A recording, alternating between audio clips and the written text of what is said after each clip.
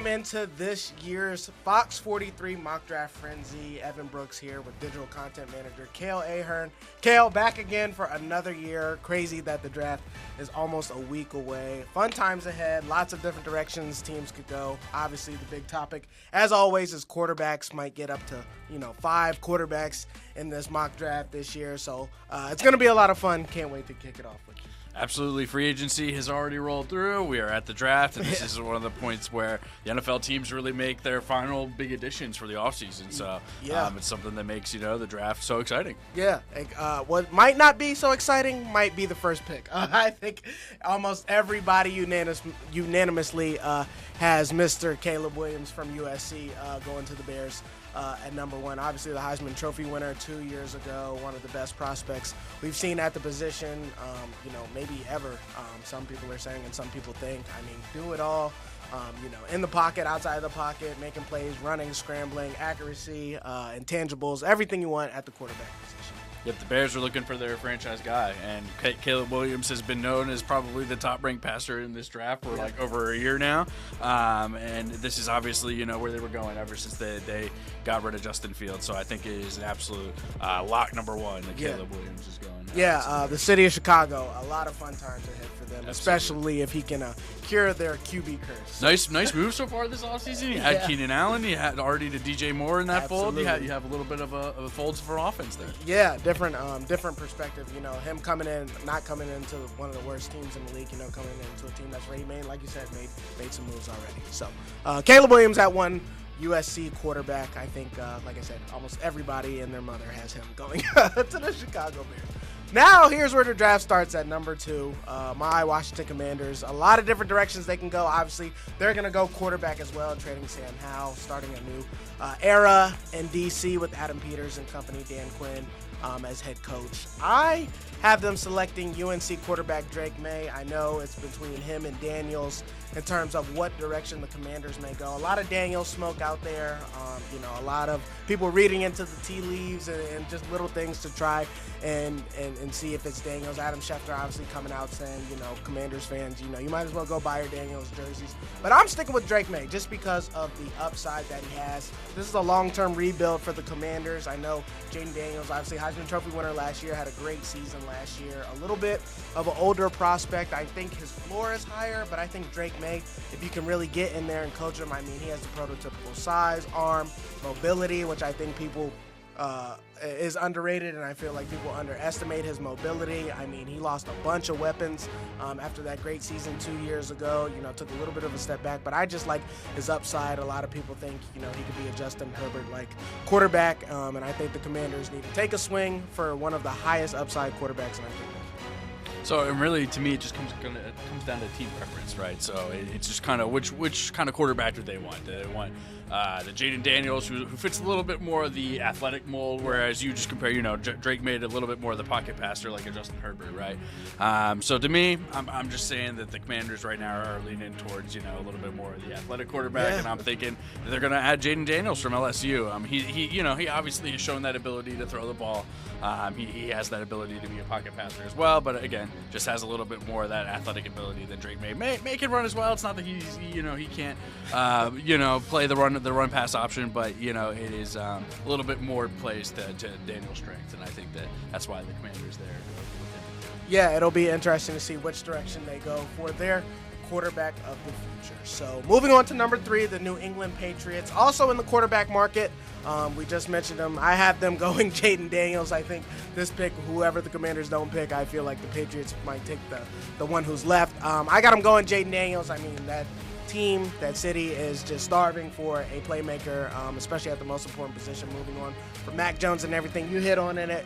All the athletic traits in the world got better. Obviously, had just coming off his Heisman Trophy winning season, and I think he'll spark a jolt on that Patriots offense, the team, and for the city going forward. So for me, just flip-flop, right? Drake May going at number 3. I just feel like he fits the Patriots mold a little bit better, right? Like I said, a little bit more of the pocket passer. That's honestly what they've rolled with for, over the last 20 years at their offense. So obviously, he fits that kind of mold. Hey, they could be looking for a change. And if Jaden Daniels is there, no doubt that they're selecting him. Just kind of where I think the draft is going to fall there. So I think Drake May 3 is where the Patriots end up going. But I think at 4 is probably the biggest lock outside of number 1 in the rest of this draft. Yeah, I'm with you. Number 4, the Arizona Cardinals. We think they have their quarterback solved, at least for this year, with Kyler Murray. So we have them taking wide receiver Marvin Harrison Jr. Out of Ohio State University, one of the most talked about prospects. Some think the best overall prospect in this entire draft. I mean, just a wide receiver with huge upside, the size, the speed, the hands, the route running.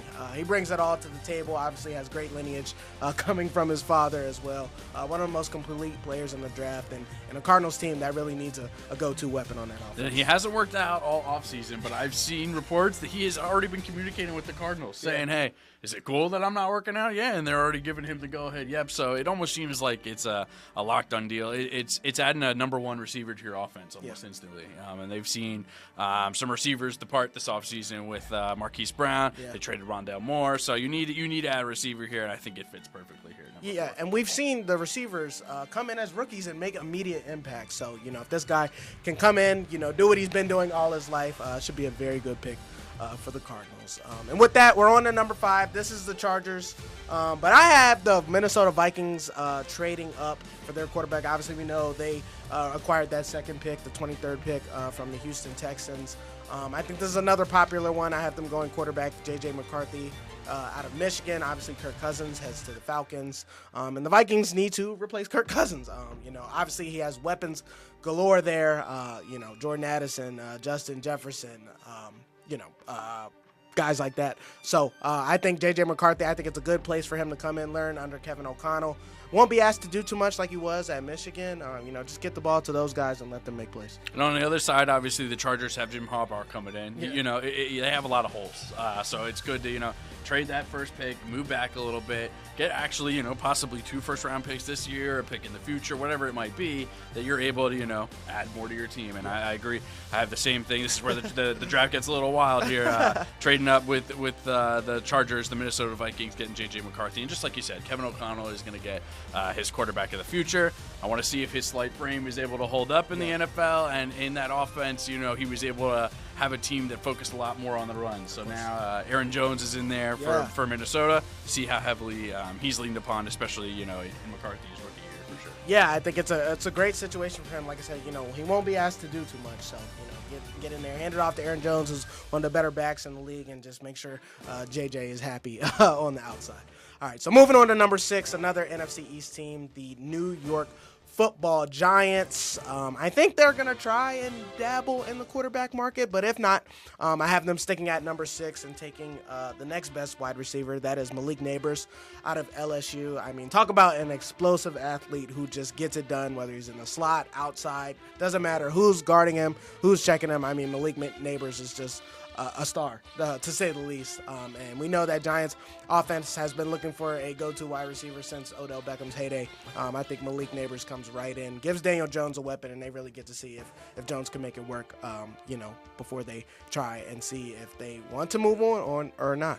All right, so we both think the Giants are going wide receiver. It's just I kind of have it flip-flopped again on the order. It's just a little bit more a preference. Odunze has shown, Rome Odunze from Washington has shown, that he can be a deep ball playmaker, and he's, shown his ability over a couple seasons, to really be a top performer. So I think, that really, separates him. And again, it's just kind of a preference thing. Yeah.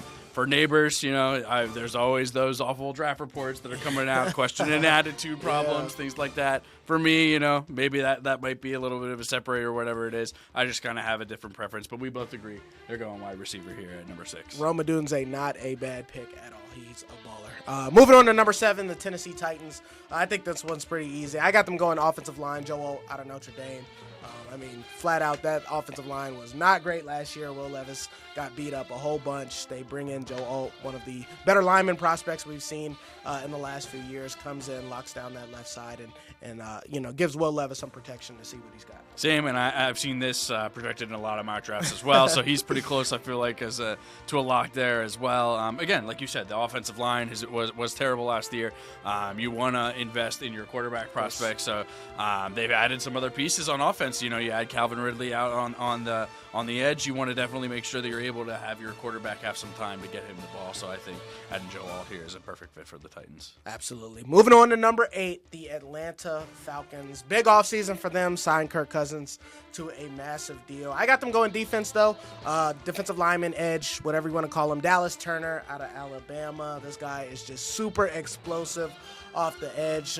Would like to see a little bit better production just in the sack department, but I think that'll come. I mean, I just think his raw traits, his raw athleticism is too good for the Falcons to pass up. They need some help on that defensive line, and I think, once they made the commitment to Kirk Cousins, I think they can afford to address the other side of the ball with their first-round pick in Dallas Turner out of Alabama. I feel like the Falcons have needed a pass rusher for the longest time, and I feel like, again, that just makes him a perfect fit. Dallas Turner from Alabama going here to the Atlanta Falcons. Honestly, if he somehow goes earlier in the draft, I wouldn't even be surprised they went with somebody like Jared Verse. They need a pass rusher in the worst way. They're number 8. Absolutely. Moving on to number 9, we are back again with the Chicago Bears. Got their quarterback. And now we're going to go back to the wide receiver room. Obviously, like you mentioned, DJ Moore, Keenan Allen there now. I'm going to go Washington wide receiver Rome Odunze to round out that wide receiver core. I mean, if Caleb can come in and obviously he has those two guys, and Rome Odunze can just even be solid just to start, I feel like, they could be a dangerous team on offense, especially if Caleb's everything that everybody says and thinks he might be. Rome Odunze, like you said, gets open, great deep ball wide receiver, great deep ball tracking, and just made plays throughout the entire Pac-12, and we really saw it in that Texas game as well. So Rome Odunze would be a great add. Absolutely, and LSU has a history of developing great wide receivers, so I think Malik Neighbors could definitely fall into that lineage as well. And again, kind of like you said, it doesn't matter either prospect that they take. Yeah. They could be rolling with a great wide receiver core, one of the top ones in the NFL, and that could make the Bears one of the best offenses right away in the NFL next year. So I think definitely this is where they look, and then obviously they're able to address their other holes throughout the rest of the draft then. But starting out there with 2 nice centerpieces there on offense for sure. Absolutely. Pretty good situation to be in. Moving on to number 10 for the New York Jets. I have them going offensive tackle to protect Aaron Rodgers, obviously coming back off that Achilles injury. I have them going Talise Fuaga out of Oregon State. This guy is a guy who blew up a whole lot, especially at the Senior Bowl. If you can put on a show there, that raises the eyes of scouts. Obviously, the Jets' offensive line, they added to it with Tyron Smith. But I think Talise can come in and play left side, right side, be an immediate stalwart on that edge, and protect Aaron Rodgers for however long he's playing. Absolutely, and I totally was thinking about taking a tackle there. It totally makes the perfect fit. To me, I'm just going, this is Aaron Rodgers' preference, right? This is my guess. I'm gonna say that he would prefer the tight end target, Brock Bowers out of Georgia. Struggled with some injuries, throughout his collegiate career, but when he's healthy, he showed that he's one of the best tight ends in college football. So, translating that to the NFL, if he is able to, everybody's able to be healthy in that Jets offense, they could be very explosive. So I'm just going to lean Brock Bowers. I think it's also a little bit more of a short-sighted move, right? You don't have, you're not going to have Rodgers long-term necessarily, but you're trying to win right now, and I think Brock Bowers maybe a little bit more of that fit for right now. Yeah, I mean, that's a great fit as well. And Brock Bowers, we know, is a heck of a prospect in his own right. Moving on to number 11, I think we both have the Chargers here after a trade back with the Vikings. I'm sticking with the offensive tackle mantra here. I'm going J.C. Latham out of Alabama, has had a bit of a rise in this draft process. A guy, we know John Harbaugh loves to run the ball. Jim Harbaugh loves to run the ball. So I think he's going to lean on that. We know, they got rid of the receivers, but I think he's going to want to run the ball, and that offensive line needs work. So I think Latham comes right in and makes a difference. Running the ball and protecting Justin Herbert. Yep. And I think, both things can be completed by, taking an offensive lineman there for sure. And you have Latham. I have Talise Fuaga from Oregon State, and I think, that's a great fit there as well. And like for the reasons that you said, they're going to want to run the ball, and this is just a part of rebuilding that offensive line, trying to make it a little bit better of a place for Justin Herbert not to get sacked, 50 times next year. Yeah, absolutely. Moving on to number 12, a division rival for the Chargers, the Denver Broncos. I have them going cornerback here, Quinion Mitchell out of Toledo. I know, obviously, Surtain has shown he's one of the best corners in the NFL and is due for a big payday, but to lock down the other side as well, have 2 lockdown corners. Mitchell, another Senior Bowl guy who really blew up during that process and just has all the traits, everything you want in a corner, the movement skills, the ball skills, everything like that. I think Mitchell comes in, locks down the other side, and they get a heck of a player. So this is where I'm getting a little wild, right? Sean Payton wants his quarterback. That's my feel. Bo Nix is the most experienced collegiate quarterback pretty much ever. Yeah. Has played more games than anyone, and I feel at this point there's enough tape on him that he has the ability to make decisions. I feel like a lot of mock drafts I'm seeing have him not go until the second round. So this is obviously a little bit of a reach here, but I think that Sean Payton is definitely sees the opportunity to add a quarterback here at number 12, and I think he's gonna want to take it. So Bo Nix here from Oregon, a new era here for the Broncos. He might not start right away. They have Jarrett Stidham, but I think you would see him definitely at some point this year. Yeah, that's been a popular pick. I would not shock me at all if the Broncos go quarterback. And Bo Nix kind of fits, the type of guys he's coached in the past. So that definitely makes sense. Moving on, another division team, the Las Vegas Raiders. I have them going quarterback. It is not Bo Nix. It is Michael Penix Jr. Out of Washington. Obviously, we saw Penix Jr. Have just a crazy year this year. Obviously, with just 3 wide receivers. Adunze especially. Just a really accurate guy. A guy who's played a lot of football as well, as you mentioned, knows where to go with the football process as well, can really read a defense, and is in more of that point guard role. Not asked to, put on the cape, so to speak, but, just get the ball out to the playmakers, let them make plays, let them make the right reads, and I think the Raiders could use that. And if he might not have been injured as much as he was in college, he might be above McCarthy here in this draft. He is a great player. I've seen him projected anywhere from this pick here at 13 to the second round as well. But I think, again, the Raiders, they're rumored to want to try to move up for Jaden Daniels. I think that's going to be way too hard for them to accomplish. Yeah. Too many division rivals up here to try to trade up with. So I think they're sticking here and taking Penix. Looking to make this move here for the future. Did sign Gardner Minshew so that, Penix does not have to start right away. But again, same deal as with the Broncos. I would think if, they're taking Penix here, the Raiders would start him at some point. Yeah, absolutely.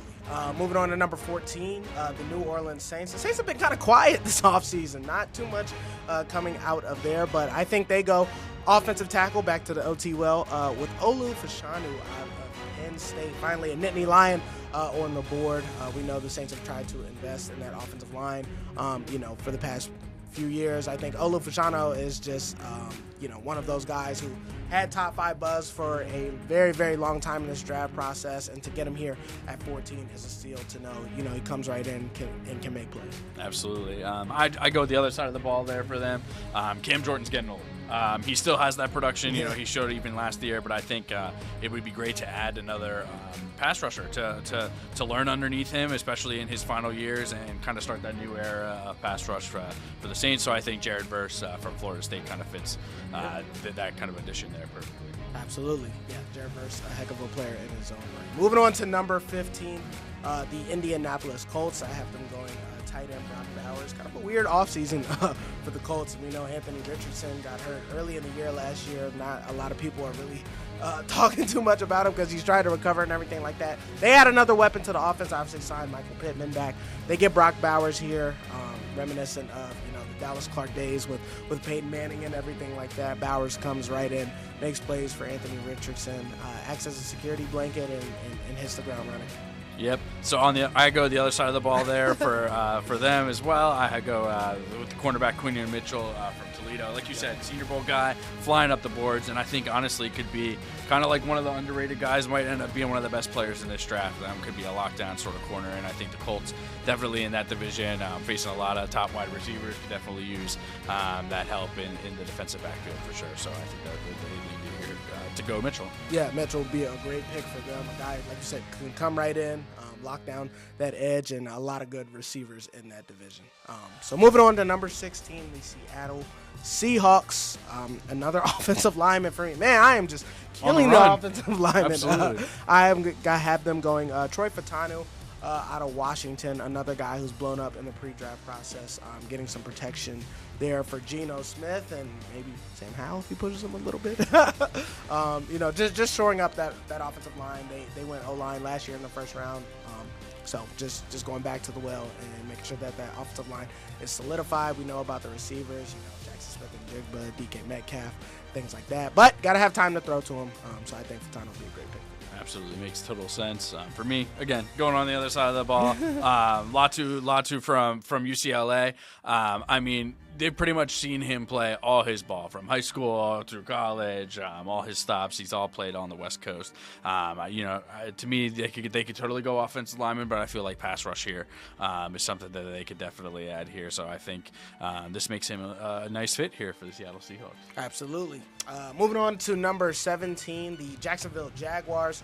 Obviously lost Calvin Ridley. I'm kind of regretting this pick. I feel like I should have put a wide out here, but I'm not. I'm going to go to tackle Byron Murphy, the second from Texas. Just a game wrecker, obviously. Made plays for Texas on that D-line all year long. Got them into the college football playoffs. And the Jaguars, that interior D-line needs some work.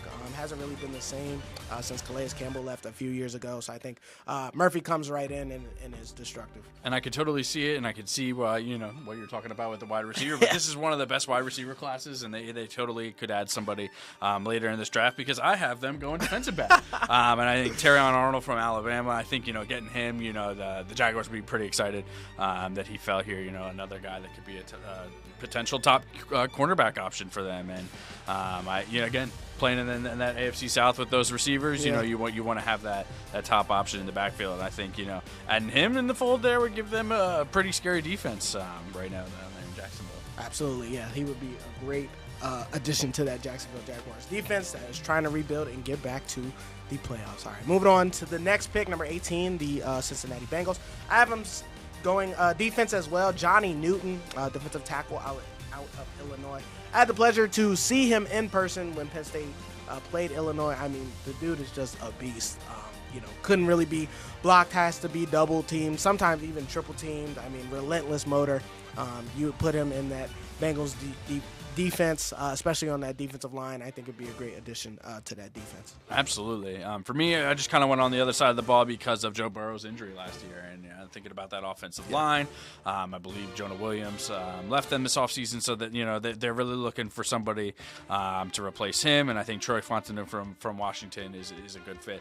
Somebody, again, like you said, has blown up a little bit more in this pre-draft process, but can play the guard, play tackle. So I think if you do want to play him at tackle, you can fit. Obviously, if you need to slide him over at some point, it's a good fit there. And the Bengals, you want to keep Joe Burrow healthy. You want to be able to pass to those receivers. You want to be able to have that offense flow. So you need offensive linemen. So I think that's where they're going to go here. Absolutely. Moving on to number 19, the Los Angeles Rams. I can't remember the last time the Rams have had a first-round pick. I think it was 8 years ago, Jared Goff, 2016. Jesus Christ, It's been a minute for the Rams. Not so unfamiliar territory for the Rams, but they do have it if they do not trade it. So I have them going cornerback Nate Wiggins out of Clemson. A smaller guy, but a guy who is ferocious on the outside, has elite speed. I think ran a 4.2 at the NFL Combine.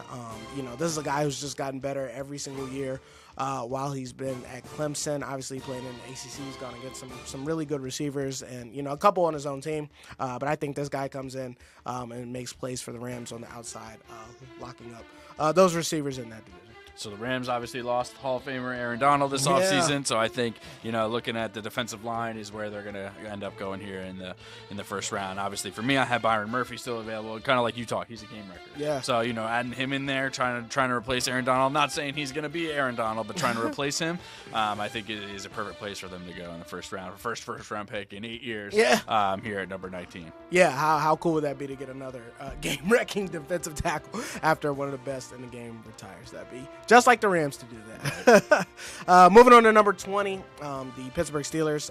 Going back to the O-line well here. I have them going Jackson Powers Johnson out of Oregon. A guy with a lot of versatility. Obviously played center at Oregon, but some think could even slide over to guard.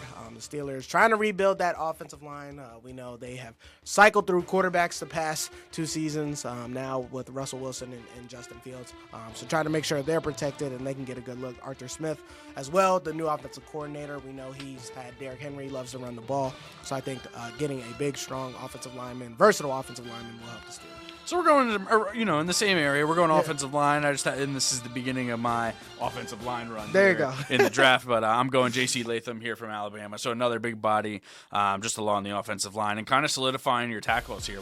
What either side you want to play them on with Broderick Jones? All of a sudden you have bookend tackles ready to go for the Pittsburgh Steelers. Obviously, you for Russell Wilson or Justin Fields, whatever way they're leaning. But really solidifying their offensive line going forward in the future. They've spent a lot of assets on it on the recent years. So I think this last first-round pick could really put them in one of the more stronger offensive line categories in the NFL. Makes me feel good that we're both thinking offensive line for the Steelers. All right, moving on to number 21, the Miami Dolphins. Sticking with the O-line again. I have them going Graham Barton out of Duke. This is another guy who has been blowing up in the pre-draft process. A lot of people love his movement skills, his versatility as well. Obviously, they lost Hunt in free agency, which is a big loss. So getting him in there, plug-and-play guy, Duke guy, obviously has the smarts to be able to pick up Mike McDaniel's offense for sure, I would suspect.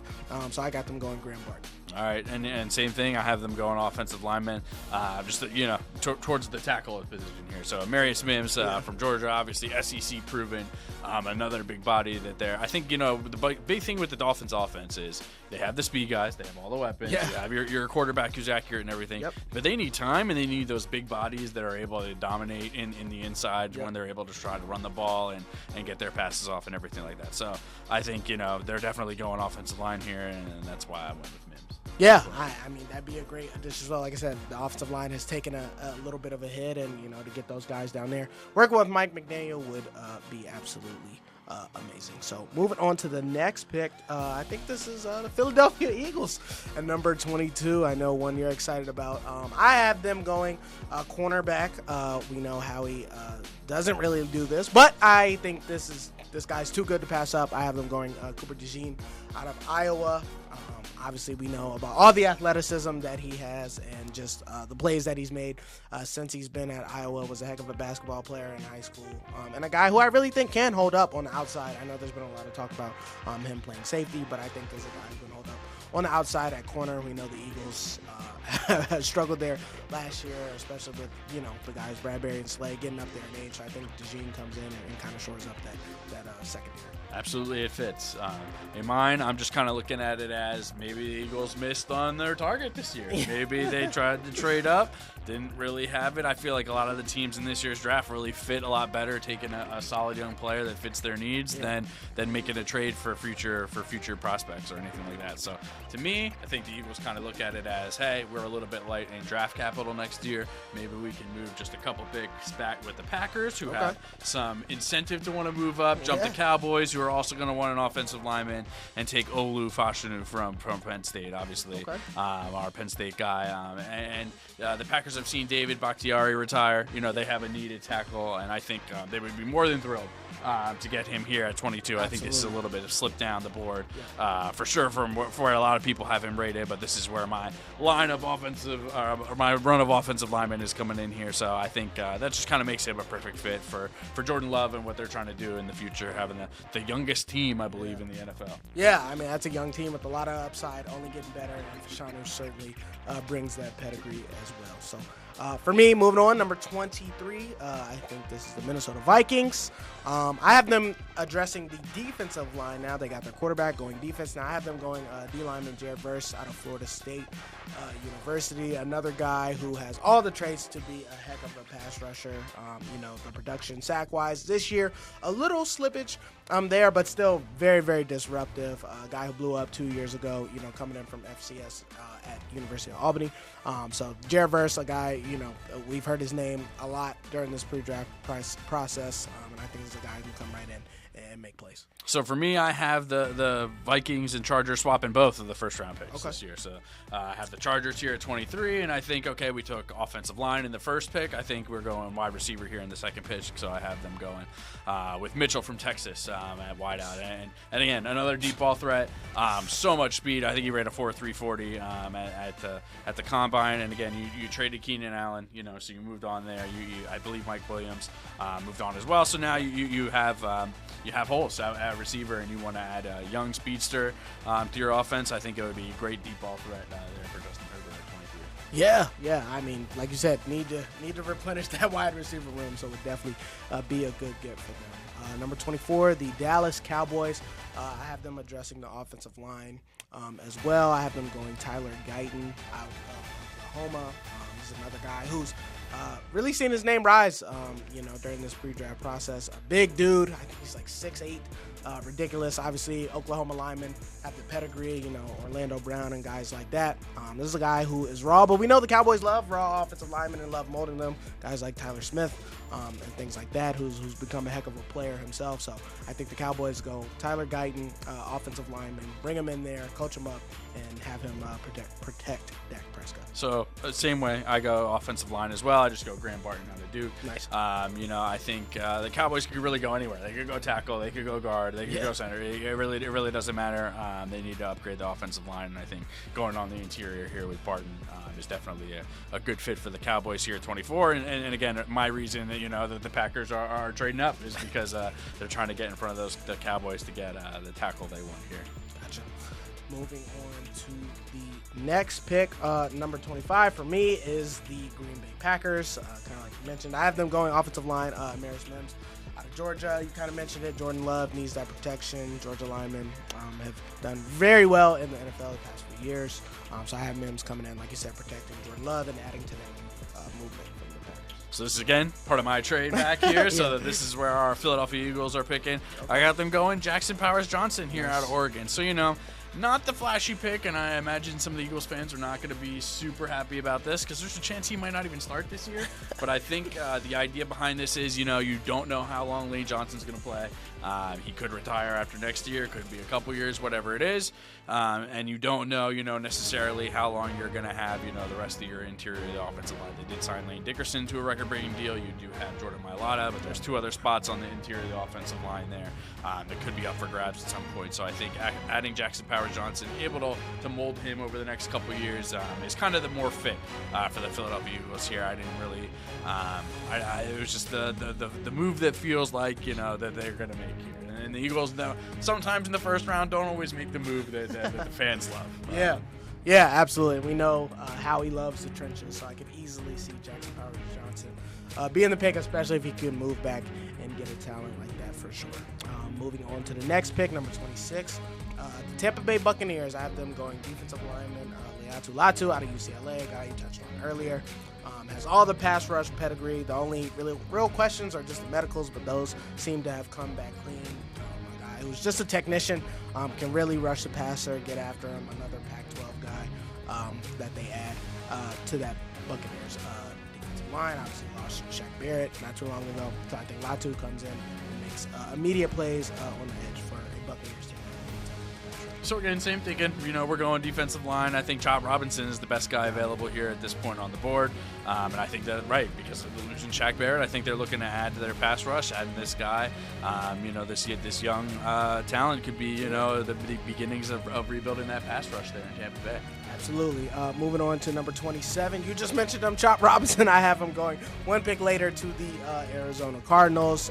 Again, the Cardinals trying to rebuild that team. Obviously made a heck of a trade, last year to get all these picks. Chop Robinson, another Penn State guy who has all the explosiveness, fastest time at the NFL Combine for the 40-yard dash. Shows everything you want in a pass rusher. A little bit undersized, but he can get to the quarterback. That is his specialty, and he does it very, very well. Comes to a Cardinals team that needs an influx of talent and an influx of talent on the defensive line. Chop Robinson, all those intangibles going out west to Arizona. Absolutely. I think it's almost a lock here that Arizona's going defense after adding Marvin Harrison Jr. there with the number 4 overall pick and having a defensive coach in Jonathan Gannon, a defensive-minded head coach. I think he goes Nate Wiggins here. I have him available still here from Clemson.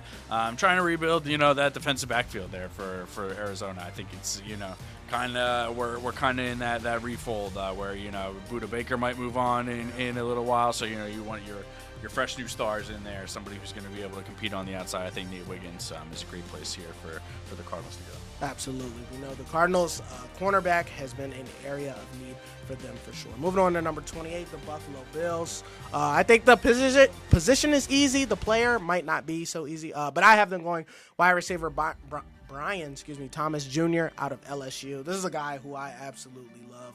A big target, a fast target, makes all the contested catches, can run routes, has great hands, comes right into a Bills team that needs immediate production out of that wide receiver spot. Obviously losing Stephon Diggs. You add him to Curtis Samuel, Josh Allen. Should be able to make him look good, but a guy who has all the tools, all the size, and can be a big-time wide receiver with one. I think it shows how deep this wide receiver class is, and honestly, in 10 years from now, we could be talking about it as one of the best all time in the NFL because, they could be getting a number one wide receiver at the 28th overall pick. Yeah. I think we were going to the same spot here. Brian Thomas Jr., again, like you said, it could be another receiver. Xavier Worthy from Texas, my gosh, so fast. And in the return game as well, could be a weapon for them. But I think here at 28, they go Thomas Jr., kind of like you said, he's an all-around receiver. He's a perfect top option for somebody's offense. And I think after moving on from Stephon Diggs, they're looking for somebody like that. And I think that's a perfect fit for Buffalo. Yeah, his biggest adjustment might just be the weather heading out to Buffalo after coming from Louisiana. All right, number 29, the Detroit Lions, who had a heck of a season. I have them addressing cornerback. This guy, first-team All-Name, Kool-Aid McKinstry out of Alabama, a guy who has been talked about not only for his name but for his skills as well. Still has some skills to develop, maybe a little bit raw, but I feel like the Lions will have some time to develop him. Put him in there. Obviously guarding guys like Amon-Ra St. Brown in practice and the rest of the receivers in that division. He'll have to learn quickly, but I think this is a guy that Dan Campbell might love, not just because of his name, but all the tools that he possesses. And they had success taking Brian Branch out of Alabama last year as well. Exactly. So I think, it's just another fit bringing in the teammate as well. I went defensive line there, especially after having success taking Aiden Hutchinson a couple years ago. I have Johnny Newton here from Illinois. Going a little bit more on the interior of the defensive line, but that's just only letting, Aiden Hutchinson hopefully see a little bit more one-on-ones, and then he's able to get to that pass rush. I think it's just the beginning of, the continuation of the Lions building that real nasty unit there on the defense, and I think that makes Newton a perfect fit there for them at 29. Absolutely. Moving on to the Baltimore Ravens, another team we like to cover here. Going at number 30, I have them going defensive lineman Darius Robinson out of Mizzou. Obviously, we know the interior of that D-line is stacked and stout, but they get another pass rusher on the edge just to keep adding. You need pass rushers in the AFC, especially for the places that they want to get to. Mahomes and those elite quarterbacks in the AFC. This guy, Darius Robinson, another guy who's blown up crazy, has a crazy motor, crazy potential. Not the fastest guy, but a guy who just flat out knows how to play football. John Harbaugh loves that. I really just can't see the Ravens investing another first-round pick in a wide receiver. So I've seen a lot of mock drafts having them going receiver here. I just can't see it. It would be, 3 out of the last 4 years or something like that. So I'm going offensive line here. You want to invest in Lamar Jackson, and I think obviously the best way you can do that is offensive lineman. So you had Guyton going a little bit earlier. I have Tyler Guyton from Oklahoma falling here to 30. I think obviously, like you said, big body, great guy to fit along the Baltimore offensive line there. So I think that's where the Ravens will look to go there, 30. Yeah, and we know they've had success with Oklahoma linemen. Like I said, Orlando Brown got a start there, became a star there before he moved on. So 31, almost done here. The Super Bowl runner-ups, San Francisco 49ers. I have them attacking the offensive line as well. I have them going offensive tackle Kingsley Suamataia. That offensive line is getting a little bit up there in age. We know they have found a bunch of hits. Obviously, Trent Williams traded for him, and the young guard that they have as well.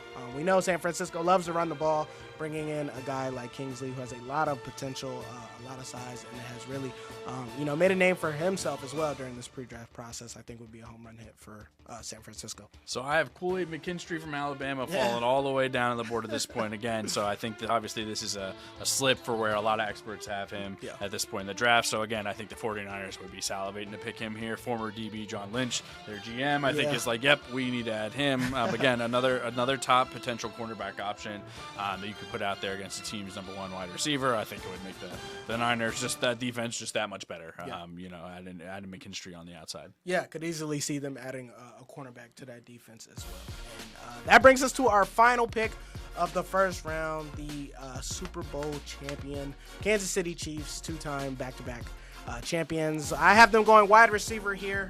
We know that they need one. They need some more playmakers for Patrick Mahomes. I have them going wide out. Adonai Mitchell out of Texas. Another big target. They obviously hit on the Texas wide receiver last year with Rashee Rice. We know, he has some stuff going on. Don't know where he's going to go from there. But Adonai Mitchell comes in, big body target, can make plays, has all the speed, very good in the contested catch situations. Another weapon for Patrick Mahomes to make sure that offense keeps on humming. So we're just going different Texas wide receivers, but kind of like you said, Rashee Rice, we're not sure exactly, if he's, what's going on there. Yeah. So I think adding a wide receiver here with this pick is just the safest option, both for now and the future. Yeah. And I think there's just so many weapons available for them as well. Yeah. So I'm going Worthy here, and this is somebody obviously they could use in the return game just so fast, and somebody that they could definitely get that deep ball back this year in Kansas City with him and Marquise Brown on the other side going this year. So I think that's where the Chiefs will look to go here at number 32. Yeah, you talk about speed. Worthy has a lot of it, especially with Marquise Brown. We know Mahomes can obviously throw the deep ball out. Definitely scared defense. So, Kale, that is going to do it for our first round mock draft, the Fox 43 mock draft frenzy. Always a pleasure to go through these picks with you. Can't wait till next Thursday for the NFL draft. It is going to be so much fun, and looking forward to seeing all these picks and where everybody goes.